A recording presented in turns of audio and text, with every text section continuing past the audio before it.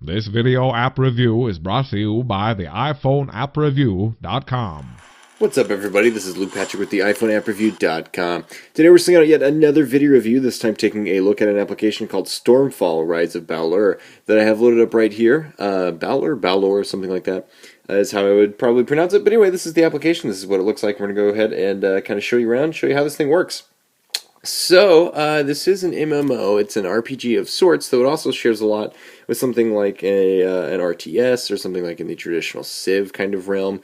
You will construct lots of buildings and then expand your empire, expand using units, using resources, that kind of thing. So a lot in common with the kind of standard RTS and or construction style role-playing game, I guess, that we might align this with. There's a lot of detail in the realm, so if you see, I can zoom in on my kingdom here and we can check out all the various things happening. Can't really interact with these so much by tapping individual units or anything like that, but we can zoom around and show you some of the quick graphic niceties here, like my dragon that's zooming around, which is quite nice. He just stole a sheep. Should be a shoop, really, if you think about it, but anyway. So to kind of show you how this game works, you're going to slowly construct various units, like some of these elements that I've built here, and they will give your kingdom more resources to work with, give you more power and more potential.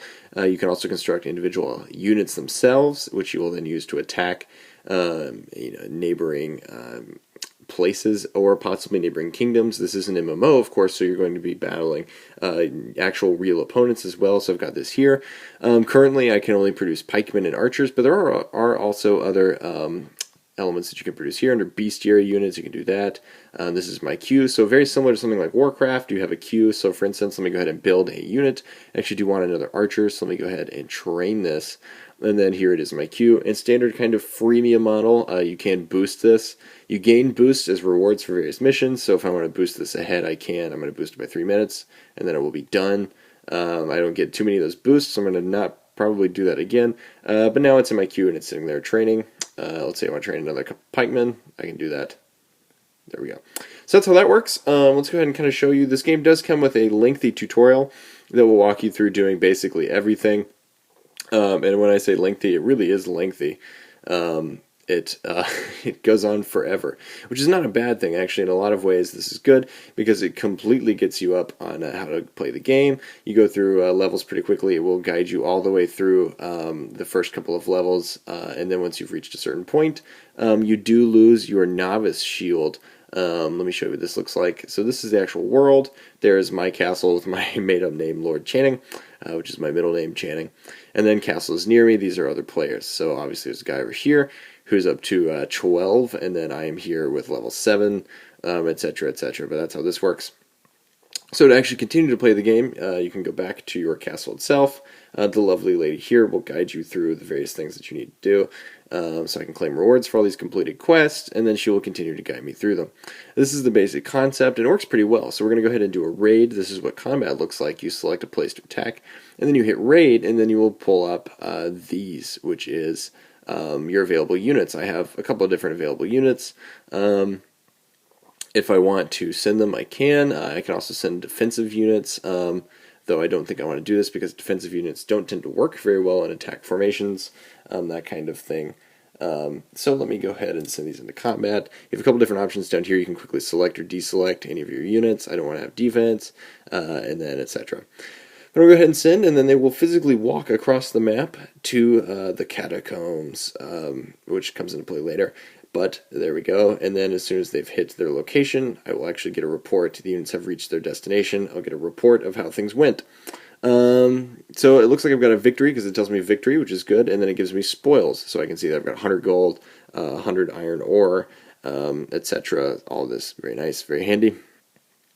And then I can actually go to the healer and heal any units that need to be revived. This does cost sapphire, which is of course, that freemium, what you might expect, the freemium option in this, as far as you can heal using that. Sorry, what I'm trying to say is this is the freemium in-game currency, is the sapphire. So you can purchase these on the black market, which we can view here. And the black market is actually, it's kind of a unique way to introduce this. It actually integrates very nicely with the game because you are using real money to purchase sapphires, or you can gain sapphires through other things, and then they're kind of used not necessarily as cheats, but as ways to circumvent actually playing the game to obtain different things. So, for instance, you can trade 40 sapphire for 1,000 gold, etc., or boost resource production, whatever. That kind of thing. So if you want to spend real money, this is the place to do it. You can also use it just to have a healer restore your units, actually. And like I said, the tutorial does go on for a while, so she's going to continue to guide me through this. I'm up to 3 farms, that kind of thing.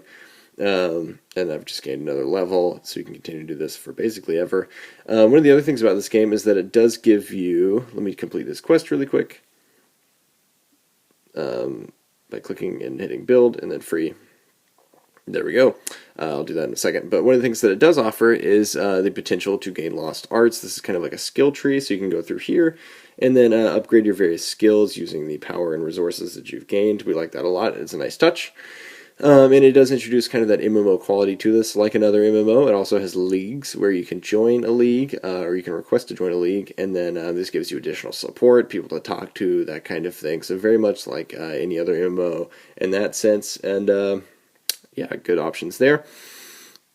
Aside from this, that's pretty much the concept. You'll continue to grow and expand your empire, and along the way, you'll need to protect yourself from all of these other empires that are out there.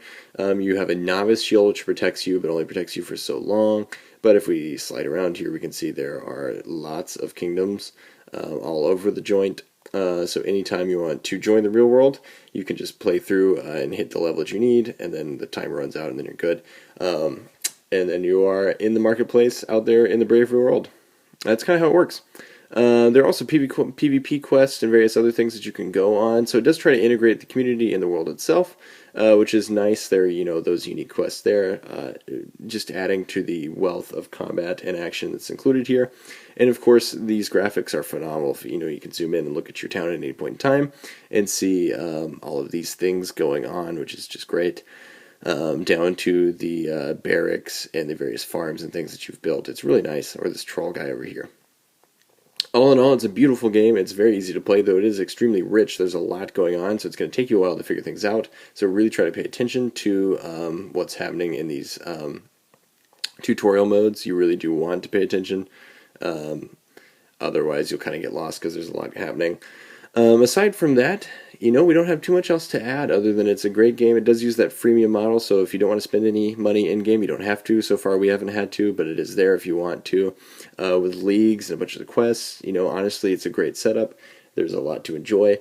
And considering MMOs are pretty thin on the ground in iPhone land, this is easily one of the better ones out there. There's only one other one that we can think of that would probably compete. And then again, it's a kind of a different gameplay style as well.